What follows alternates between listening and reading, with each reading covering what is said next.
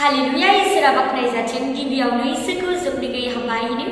आरो बे भिडिअखौ नायगिरि नोंथांमोन गासैनिसिमबो आंनि गोसो गुबुननिफ्राय बयनिसिमबो जै मासिक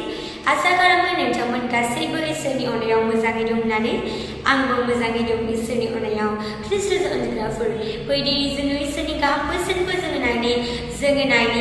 इब्रायारिनि चैप्टार 13 वर्स 16 बेयाव बुंदों गाहाम हाबा मावनो आरो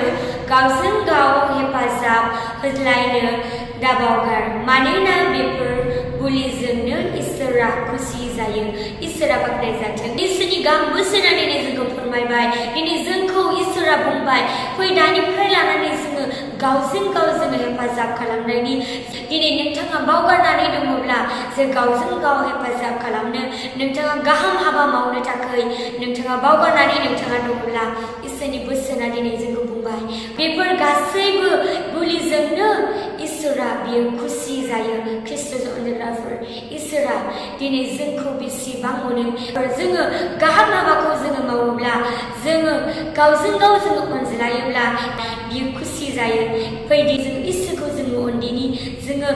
गावजों गाव जोङो अनज्लायदिनि इसोरा बेसेबां खुसि जागोन आरो बियो खुसि जायो।